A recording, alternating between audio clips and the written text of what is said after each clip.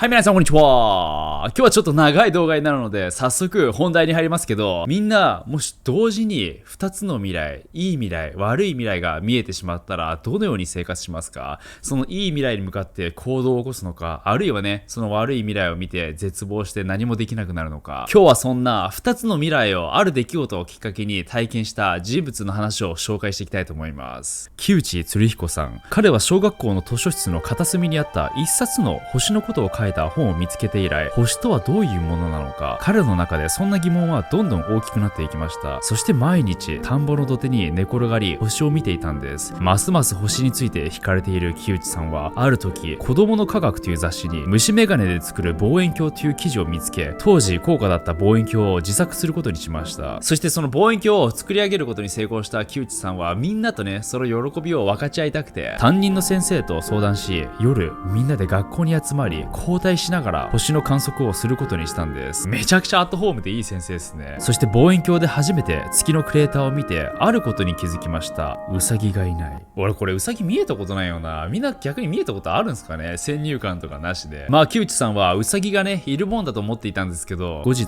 本をよく読んでみると、月のクレーターがウサギの顔の形に見えることから、月にウサギがいるという伝説になったという説明が書いてあったそうなんです。僕もでもこれガチエピソードなんですけど、姉がいるんですけど、幼少期に姉なので一物ついてないじゃないですか。お父さんになんでついてないのって聞いたんですね。そしたらお父さんが、お姉ちゃんは足と足の間、股の後ろに一物を隠してるんだよって言って、このようにねクロスしてだから見えないんだよって言って、僕これ一時期ガチで信じてましたからね。子供だから知識がないのか。ある日新聞配達で朝刊を配達している途中、東の山の方から光の尾を引く星が昇っていくのを発見しました。それは見たこともない星で、家に帰ってから父親にその星のことを話すと、父親が見せてくれた新聞で木内さんが見た不思議な星の正体が分かったんです。それは池谷積水星。日本人によって発見された彗星だったんです。彗星には発見者の名前がつく。それは木内さんにとってかなり魅力的なことでした。その日からいつかね、自分も彗星を発見して名前をつけるんだという夢を抱くようになったんです。中学校に上がってから彗星に関する本を読んでいると、彗星が生命の元を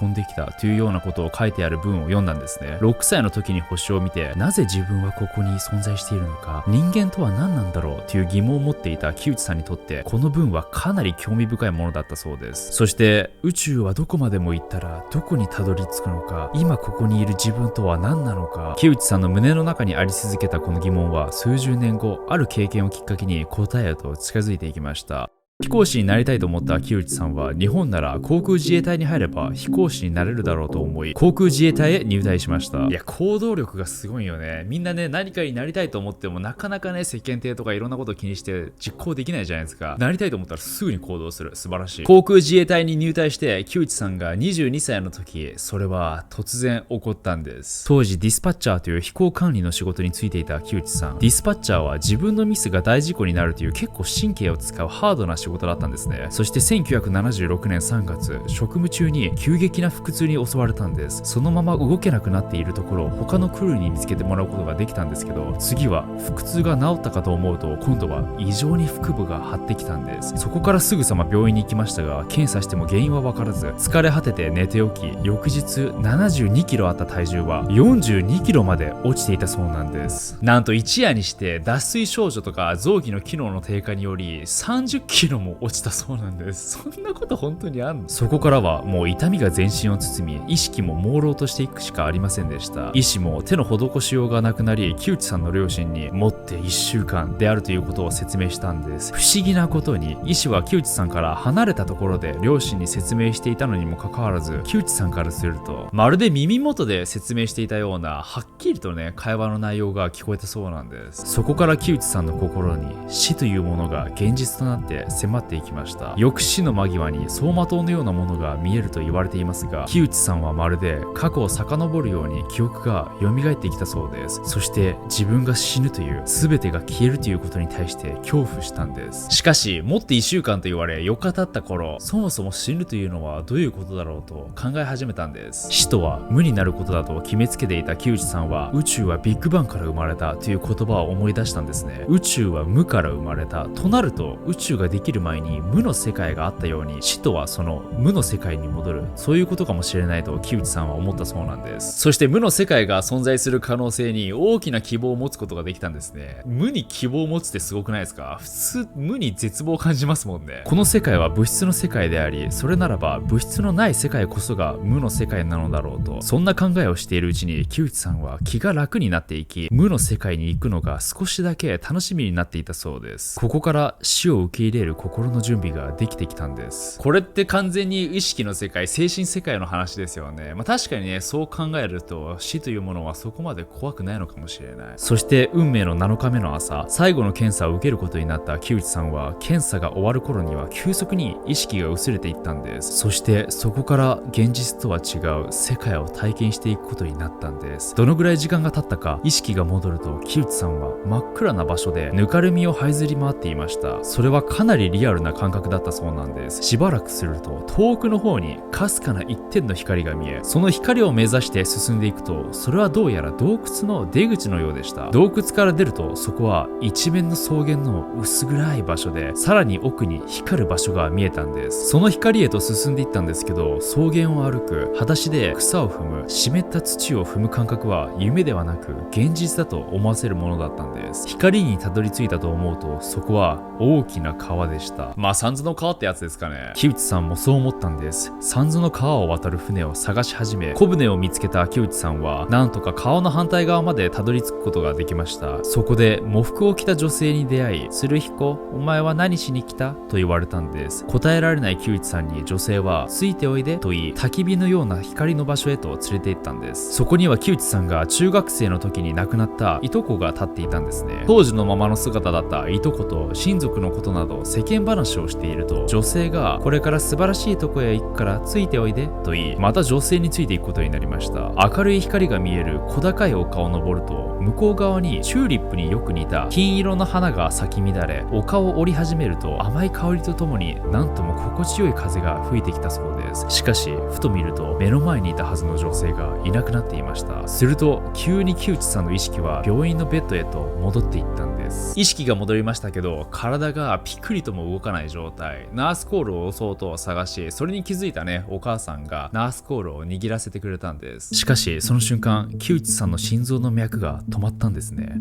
心臓が止まった、息ができないと感じていた木内さんですが、周りの人たちの会話はずっと聞こえていたんです。木内さんは上半身を起こし立ったんですけど、立ったはずの木内さんの目の前のベッドにはもう一人の自分がいたんです。自分が意識だけの存在と理解した木内さんは、唖然と立ち尽くしている父親の耳元で大声で叫んでやろうと近づくと、なんと父親の視点に入ってしまったんです。これ完全憑依ですよね。このまま父親の体にいてはいけないと、俺は生きていると言い残し、父親の体から出たんです。次に母親がいないことに気づいた木内さんだったんですけど、そう思った瞬間、母親のすぐ近くに立っていたというんです。そして慌てて電話のボタンを押せてない母親を見ながら、次に木内さんはお兄さんのことを思い出したんです。すると次の瞬間、急にまた移動して、次はお兄さんの体に入っていったんです。そしてお兄さんは急いで病院へ車を走らせている途中だったみたいで、そこでも木内さんは俺は大丈夫だからと言い残し、病院へと戻りました。強く思うだけで空間を移動できる、意識だけの存在になったことで、空間や時間の制約を受けなくなるかもしれない。確かにね、意識って光よりも速くねっていうのを前の宇宙の動画で、メイン動画でも話しましたよね。そこから木内さんは次々と時間と空間を移動していきました。まず確かめに行ったのは6歳の頃の夏。ある日、木内さんがお姉さんとゴロゴロした岩場のある川べりを歩いている時、斜面の上の方向から危ないという声が聞こえてきたんです。その瞬間、お姉さんの方を見てみると、大きな岩がお姉さんの頭の上へと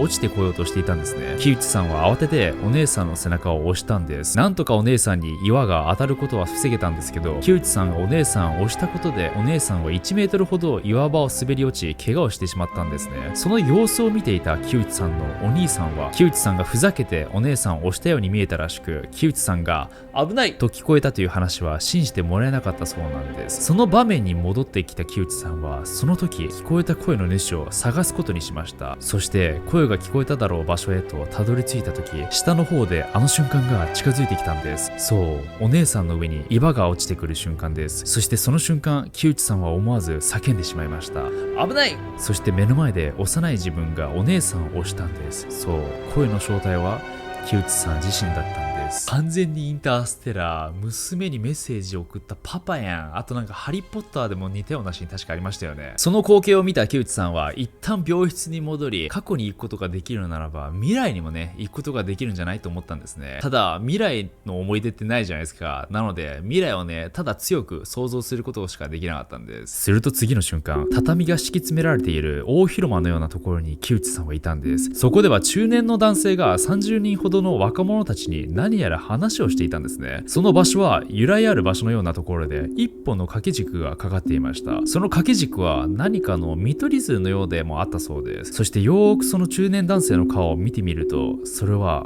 木内さん本人だったんですね。そこにいる木内さんは熱心に天体の話を中心に地球環境の大切さを訴えていたそうなんです。その光景を見た木内さんは未来の自分が存在しているということに希望を感じました。もしかしたらあの病室にいる自分は生き延びるかもしれないと。そしてさらに未来を見たくなったため、また再び未来を強く思いました。次に移動した先ではさっきのようなはっきりとしたビジョンではない光景が現れたんです。砂漠のように荒れ果てた大地、そして廃墟に腰掛け唖然としてその光景を見つめている木内さんがいました。山には一本も木がなく、廃墟の周りには人々が倒れている。しかしそんな光景と重なるようにもう一つの光景がそこにあったんです。それは残酷な風景ではなく、緑の多い場所で空を見上げている木内さんでした。実はこの時木内さんは同じ場所の2つの未来を同時に見ていたんですね。なぜ同じ場所だと分かったかというと、星の輝きとその星の位置により同じ空の下ということが星が好きで毎日観察していた木内さんには分かったというんです。視点が独特でおしゃれすぎそして宇宙の始まりを確かめたいという衝動に駆られ、本当に宇宙の始まりはビッグバンだったのかを確かめに行ったんです。木内さんがそこで見たものは、宇宙の始まりはビッグバンではなく歪みから宇宙が生まれたということでした。宇宙が始まる前に存在していたのは膨大な意識だったんです。その意識の正体ははっきりは分からなかったんですけど、その膨大な意識は木内さんの意識を取り込むような感じがしたそうです。逆に言うと、まるで木内さんが経験したことがない出来事も知識もその膨大な意識の中にあり、木内さんはそれを感じることができたというんです。人類の歴史や様々なことを自分の記憶として読み取れるようになっていたというんです。自分の生まれ育った経験を個の意識というならば、その膨大な意識は宇宙の全てが誕生してから今までに経験した記憶と言えるかもしれないと木内さんは考えたそうなんです。間違いなくアカシックレコード的な話ですね。そしてその膨大な意識は個の意識を包み同化し一つとなる。まるで全てが木内さん自身の意識であるという何とも言えない不思議な感覚になっていたんです。ただその意識の中にいると自分という意識を見失ってしまうような感覚も持っていたんです。なので空間、時間を移動する上で自分は木内鶴彦だという意識を遡り、それをしっかり持つようにしていたんです。でも結局その個の意識も膨大な意識の一部に過ぎず、思っただけで父親の中や母親、兄弟のもとに瞬間移動できたのは、彼らの意識も膨大な意識の一部であり、自分の意識も彼らの意識も同じ意識の中に存在している。だからこそ移動できたんだと木内さんは考えたんです。それはまるでコンピューターの中にあるバーチャルのキャラクターであり、でもそれはコンピューターの一部だということ、元をたどれば同じということなんです。そしてその膨大な意識が生み出した歪みこそが宇宙の始まりというわけなんです。その歪みは歪みが生まれた瞬間から解消するために動き始め、要は意識のちょっとした歪みを直すためにこの3次元が存在していると木内さんは理解したんです。この経験を通して木内さんが思ったことは、死とは無である、意識に戻るということ。でもそれは全ての知識や経験を持っている、全てが自分自身だという退屈なものだと感じたんですね。確かに全知全能全てのことをね理解して知っていったらあまり面白くないのかもしれないですね。ゲームでいうチートキャラですよね。オートエイムみたいのがついてたらもう合わせるだけじゃないですか、標準を。でそれを狙ってね試行錯誤して自分が成長していくのが面白いのに、もう全て全知全能神みたいな存在だったらあまり面白くないのかも。でもこれは3次元の僕がね認識して考えていることなので、もっと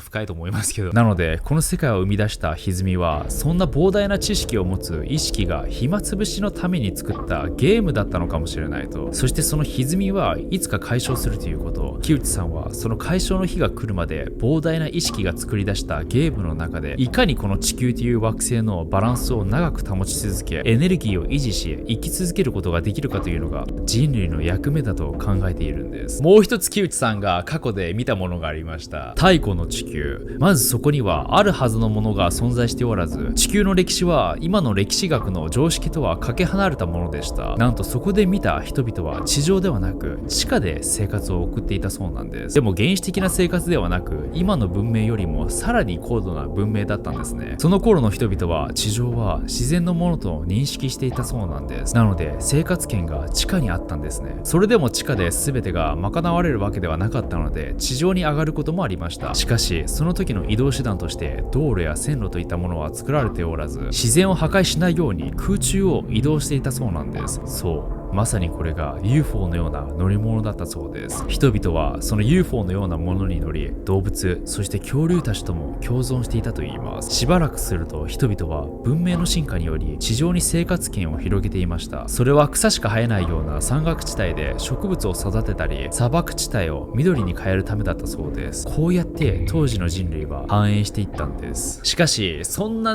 高度な文明が失われる出来事が起きました。とある巨大彗星が太陽へと近づき、太陽に近づいたことで巨大彗星のガス化した水分が地球へと降り注いできたんです。地球の水分量は一気に増え、それにより当時の文明は滅び、恐竜たちもいなくなってしまいました。そして水分がなくなった巨大彗星は核の部分だけが残り、地球の周りを周回するようになったんです。まさにこの巨大彗星の正体は月だったんです。そして臨死体験から目覚めた木内さんは、なんと心臓が止まってからたった30分しか経っていなかったんですね。要は空間と時間から解放された場所にいたんでしょうね。この臨死体験が現実かどうか確かめることはできませんでした。しかし現実世界に戻って実家に帰って休養を取っている時、おばが両親と話しているのが聞こえたんですね。なので挨拶しに行ったら、なんと三途の川の先で出会った中年女性が写っている写真がテーブルの上に置いてあったんです。話を聞くと、その女性は父親の姉木内さんからしたらもう一人のおばだということが分かったんです。しかもおばさんは全く面識がなかったんです。そんな体験から18年が経った1994年10月、木内さんは将来世代フォーラムという講演会の締めくくりで、高野山の中の修行寺である正常真院という場所を訪れたんです。講演会のために用意された部屋に入った木内さんは驚きました。なんと臨死体験の時に見た掛け軸のある部屋だったんです。しかもそこには30人ほどの若者が集まり、この字に座っていたんです。その時臨死体験中に見たものは真実だったと確信したそうです。木内さんは過去に見た月についても調べました。実はその時も当時の人の視点に入り、星を観測したそうです。そこから巨大彗星が月に変化した年などを割り出し、それは約1万5000年前ということが分かったんですね。他にもめちゃくちゃ複雑な計算方法で地球に増えたとされる水分量を現在の月に当てはめてみたんです。すると見事に月と水分量のバランスが取れたそうなんです。それがちょっとどういうことなのか俺には分かんないけど、木内さんは臨死体験中にあることもしていました。それは当時の人の視点を借りるといったことでした。実は意識を借りて当時の建物や物に自分がここにいたということを証明するために印を残したそうなんですね。1万5000年前、月の水が地球に降り注いだ頃、人々はノアの箱舟を作っていたそうなんですが、そこで木内さんは箱舟を作る船大工の体に入り、船体に落書きをしたんです。木内さんが言うには、トルコの氷河の中にノアの箱舟が眠っており、実際数年前から氷が溶け出し、そこには船の遺跡のようなものが見つかったとか。これがマジならマジで調べてほしい。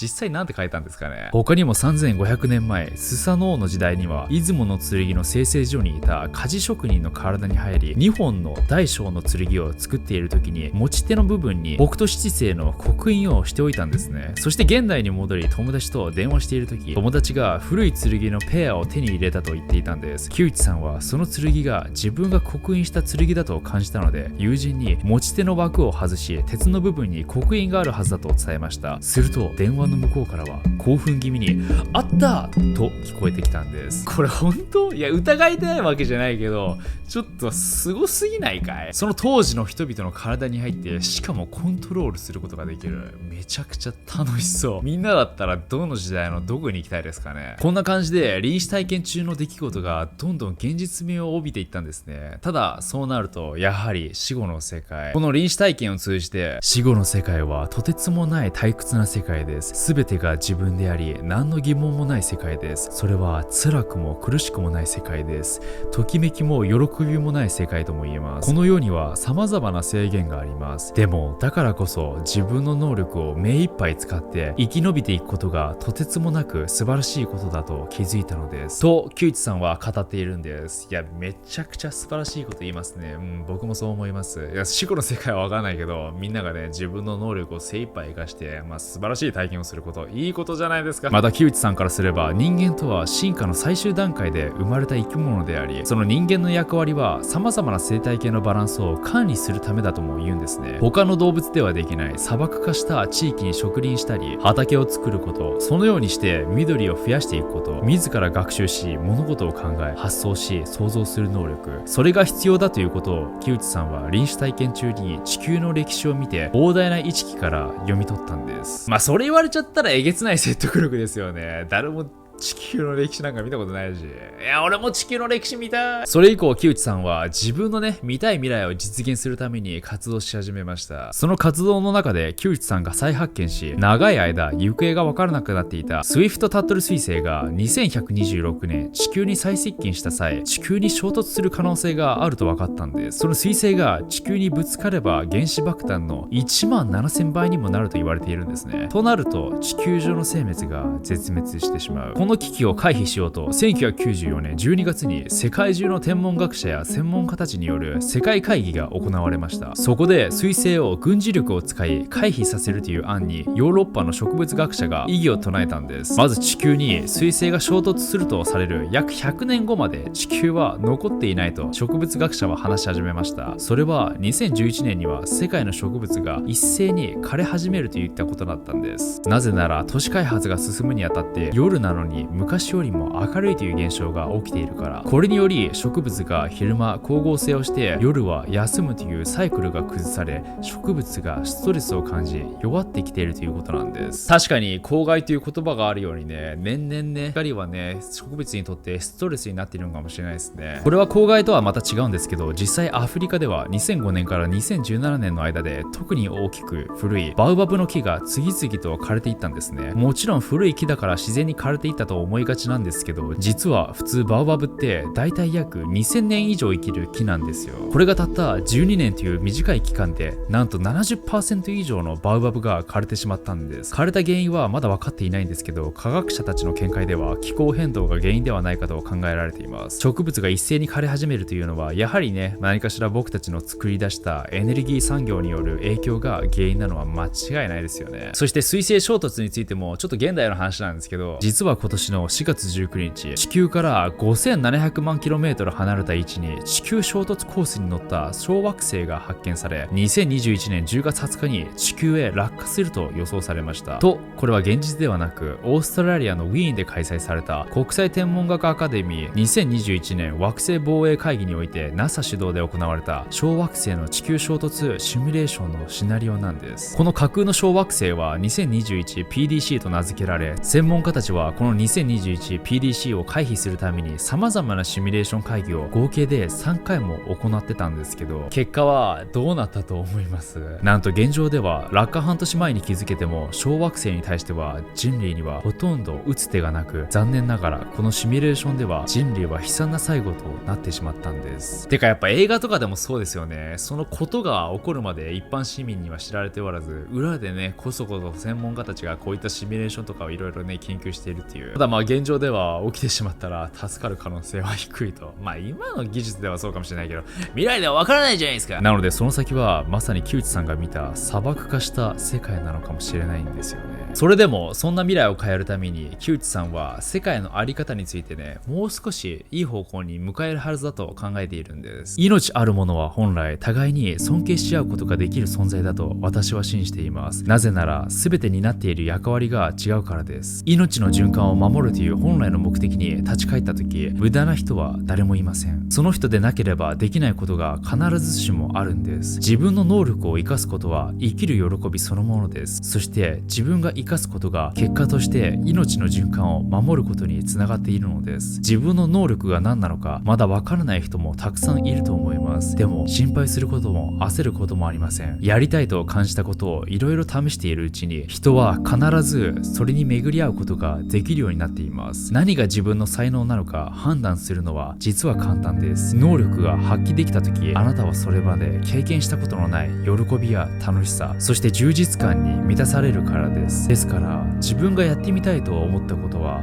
損得感情を抜きにしてまずやってみることです。他にもめちゃくちゃいいこと言ってるんですけど、全部語ったらね1時間ぐらい経っちゃうので、ただ最後木内さんの書籍を締めくくる言葉があって、今日から地球はあなたのものですと僕たちに向かって投げかけているんですね。これは木内さんのお父さんが亡くなった時に残した言葉で、釣り彦、俺はお前に残してやる財産なら何もない。だけどお前にやりたいものが一つだけある。それは地球だ。地球はお前にある。だから好きなように使っていいぞ。その言葉を受け取った木内さんが、地球は僕たち一人一人のものということを伝えているのかもしれません。いやー、なかなか興味深い話ですよね、この木内さんのお話。僕もね結構昔から知ってるけど、ここまでね深掘りしていろいろ知っていくとすごい全てつながっているし、なんかみんなねそのスピリチュアルを体現したこと人々って似たようなことをみんな言うんですよね。なんかそっから話を取ってるっていうね冷めた考え方ももちろんできるけど多分違って、みんな何かしらねそういったスピ体験をすると共通なものを感じるんですよね。